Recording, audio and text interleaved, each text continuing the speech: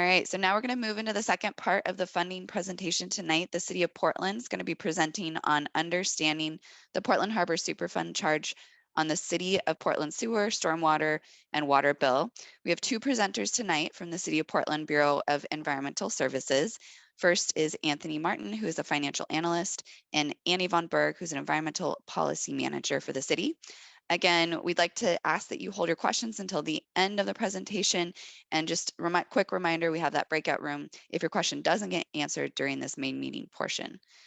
So Anthony and Annie, I'll turn it over to you. Hello, everybody. Thank you so much for taking the time to be here and listen to us. It's been a fascinating group to listen to today. If you can go to the next slide. So the first part of the presentation is really going to talk about how we set our rates, what our budget is, how Portland Harbor fits into that whole equation, and also the consultant-led rate study that the Bureau of Environmental Services, or BES, which I may accidentally say a couple times, is doing right now. So the first thing I wanted to talk about was how we set our rates, the methodology behind it. And I wanted to point everyone to the figure, which looks confusing. I'll give you that, but I will explain it in a way that hopefully helps. We start on the upper left-hand corner of that when we look at the total annual revenue requirements. And that really just means the amount of revenue that we are required to collect to be able to meet all of our obligations, all the expenditures that we want to do in a given year. We factor in fees and whatnot, things that aren't directly our rates. We factor those into that annual revenue requirement. And the first thing we do is we look at something in our budget, we look at a cost and we say, does that benefit the sanitary system or the stormwater system? That's really the first branch in decision points that we have. And how we do that is we use a cost of service principle. So it's really, what is this dollar going toward? Is it going towards maintenance of our watersheds, or is it going towards maintenance of our treatment plant? Once we identify that, we get to that fork in the road. We go down one path. So I'll just go down the sanitary sewer path. And then we go even further down multiple forks in the road with allocations to sanitary and stormwater functions. So now that we've identified something that serves the sanitary system, we then say, okay, what portion of the sanitary system does it serve? Does it serve the pipes in the ground? Does it serve the treatment plant? We identify the different functions that we do as a city, and that helps us better identify kind of what the costs are going to. Because once we identify what those costs are going to, you know, on the stormwater side, it'd be water quality or just overall water quantity flow. We then classify those costs by service characteristic.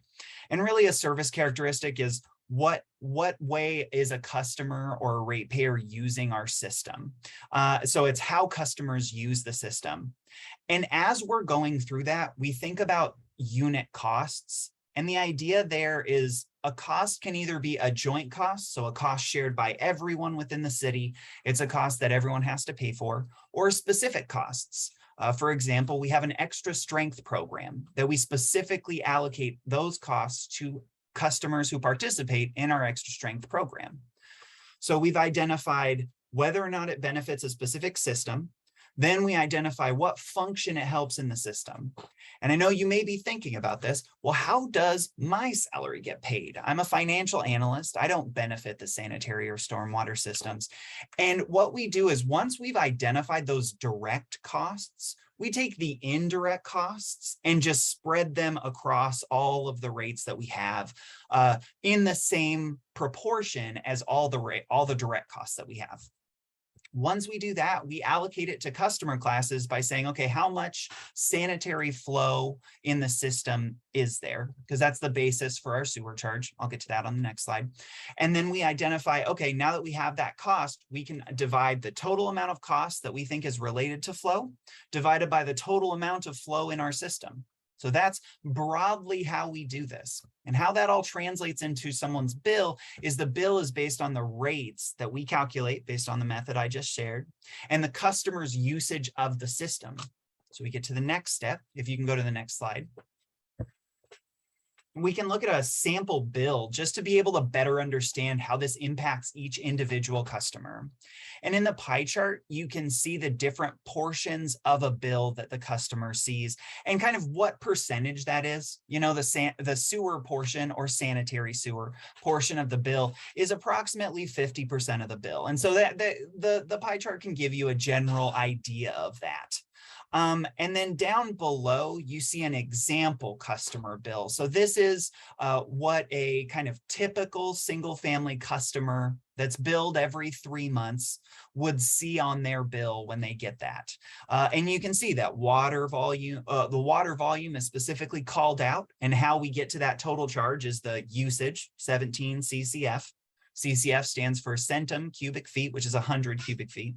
We multiply that by the rate that we calculate based on what we did on the previous slide to get the total charge. You can see in the pie chart and on the sample bill below that the Portland Harbor Superfund is a relatively small portion. And the Portland Harbor, the charge that appears on one's bill is based on both the sewer volume and the impervious area of the customer. So the impervious area is how we charge stormwater. You can see in the middle of that bill, stormwater off-site and on-site. And we charge that based on impervious area, which is just pavement or rooftop that can't percolate water into the ground. If you go to the next slide. So now we've talked about kind of how we calculate rates, how that applies to a specific customer. Let's also zoom in on the Portland Harbor rate, the purpose of a lot of what we are talking about tonight. The Portland Harbor rate is based on costs directly associated with Portland Harbor. You can see on the left a chart that shows kind of how much money is related to Portland Harbor in the budget, how much of that comes from rates and how much of that comes from other funds.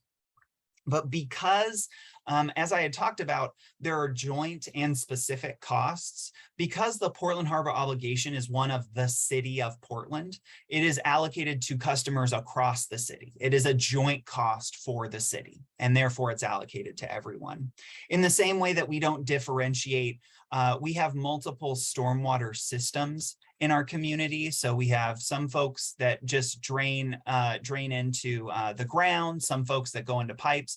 We don't differentiate that in the same way that we don't do that for Portland Harbor. This is just a cost of everyone in the city. The difference here is, in the past, I was talking how indirect, my salary, for example, is spread across every rate that we calculate. For Portland Harbor, we only take costs that are related to Portland Harbor to calculate those rates. The charge that one person sees, that a ratepayer sees, is based on sewer volume and impervious area. So if you can visualize that sample bill from the last slide, it's based on both that sewer volume and the stormwater charge. About 40%, not about, 40% of the costs are allocated to sewer, and 60% of the costs are allocated to stormwater. And you may be wondering, why is Portland Harbor charge separate on the utility bill? And really, the charge is separate for transparency's purposes. This was a decision made by the commission many years ago to make Portland Harbor something that's more transparent and visible to the community. It's approximately 1% of the bill, 1.6% of the typical BES portion, so sanitary and stormwater portion. Can you go to the next slide, please? This is a big table, but I wanted to be able to show it because it is really informative. This is our budget, and specifically, it's a way that we show the budget called the budget in brief. So you can really pick up at a general level what resources we have, so where the Bureau of Environmental Services is getting money. And then on the other side, you can see how we're spending that money. So in a very granular way on the most right-hand side, going to slightly less granular, and then very high level in that kind of 4 column. This just kind of helps conceptualize how big the budget is, where Portland Harbor sits, both in the monthly charges, in the non-rate so on the resources side, you can see Portland Harbor in monthly charges. You can see Portland Harbor in the non-rate revenues, where it says Portland Harbor citywide obligations. And for this year, you can actually see Portland Harbor in bonds and fund balance, because one thing you can see is that Portland Harbor, we intend to spend $9 million approximately. $6 million is coming from rates, $2 million is coming from that citywide obligation, and then the other $1 million is fund balance that has been saved up from prior years. Next slide, please. So tried to talk about a lot of stuff there, and I know this is really dense. I hope I'm being able to explain this in a way that you all can understand. Definitely we're available for questions, but I wanted to pivot. We've talked about how we calculate rates, how that impacts the customer, and the budget that's behind those rates. In addition, the Bureau of Environmental Services is also undergoing a consultant-led rate study. And really what they're doing is they're updating the methodology of how we calculate all of our revenues. So our rates, our fees, our charges. They're looking at each and every one of those based on cost of service principles and a couple other goals that we have. In March of this year, the consultant provided us a great report that showed options for every single way we collect revenue. Our sewer rate has different options, our stormwater rate has different options, so on and so forth. It's about 220 pages. So if you need some good napping material, I would recommend you to read it. But because it is 200 pages, we went back to the consultant and asked for a smaller memo that provides packages of options that we can move forward and communicate with the public. And that's where we're at right now on the external rate study. Communication and outreach is going to start in October related to this. So this is not the last time you'll hear about the rate study, but I wanted to make sure, because this is something we've had a conversation with some folks from this group on. It is an important component of this. You may be asking, how are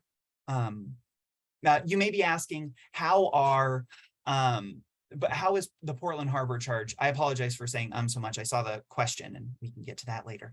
You may be asking, how is the Portland Harbor charge going to change in the consultant-led rate study? And the simple answer is, by and large, that we only take direct costs. We only take the costs associated to Portland Harbor. That is not changing. The allocation between sanitary and stormwater is going to change a little bit. And then also it's going to continue as a separate line item, of course, pending internal discussion. That the consultant basically said, you know, this is a separate line item for transparency's purposes. It's a policy decision to be transparent about programs. You know, we don't call out our director's budget in a person's bill. And so they basically thought it made sense to keep that going. That is it for me. I can answer for the residential almost double commercial rates. Just to be sure to clarify that, it's not that residential rates are double commercial rates. What you saw in that budget in brief is the amount of revenue expected to be collected. So the rates for residential and commercial customers are slightly different, but that does not result in residential rates being double commercial rates. We can get into that a little bit later if you'd like, but if you go 2 slides down, I think we're on to, I will turn it over to Annie. Thank you all for your time. Perfect. I'll run through this in just 1 minute here, just to give you just a little deeper contextual dive into Portland Harbor. This is a quick snapshot just to show you a list. When we talk about the rates that we collect here at BES, the Bureau of Environmental Services, Portland Harbor, this is areas in which those funds go to pay for. So that goes to managing the program, that goes to our remedy design projects that we both fund and that we're a part of working on, that goes to oversight for EPA, DEQ, and tribes. We also have consultants, grants, source control and investigation, legal support, natural resources damages assessment processes, and that also goes towards saving for what ultimately the city's payment will have to be for the cleanup. So that gives you a really high level. We do have a couple slides here just to dive in and show you an example of what those remedy design projects look like on a map and what our public grants are. But I'm happy to go over that in more detail in the breakout group. So I'd invite anybody that's interested to come join us and we can talk about those pieces. So this is just a list. Often the potentially responsible parties, when looking at options to address their obligations, have a couple different options of doing that. They can fund work to be done, or they can actually participate in the work itself at various projects. This on the left-hand side shows a list of where the city of Portland is a funding party. And on the right-hand side are 3 projects that we are participating and contributing to the work for those projects. So if you go to the next slide, it'll show you, it just is a map to depict this. And you saw this visual that EPA showed in the very beginning of the updates. So this is just replicating that EPA map and then filling in green in the areas that the city of Portland is a contributing party. And then the 2 green, red bubbles there are the areas that we're participating parties. So that's 8 in total for the funding areas and 2 for the working areas. So again, as we collect these funds that you see on your water and sewer bill, those funds go towards supporting this work here. And next slide, please. Another area that it goes to supporting is our public grants. And so the public grants, which we're really excited about, and a lot of folks that are here participating today have participated closely and have voiced their opinions of what that program should look like and has really helped create what this is. So with those community voices, council asked that we increase the amount of those grants, those community grants that we provide. So we're at $1.5 million that was approved last year. So that'll go over the course of the next 3 fiscal years. We actually, in just a small plug, we're looking at next month being our next cycle to kick off. So really hoping for everybody to ask questions about that, apply for those grants, love to get those funds out far and wide for everybody participating and learning about Portland Harbor Superfund. So I think that overall was it. Happy to dive in a little deeper if you'd like in the breakout group. Thanks everyone for attending tonight.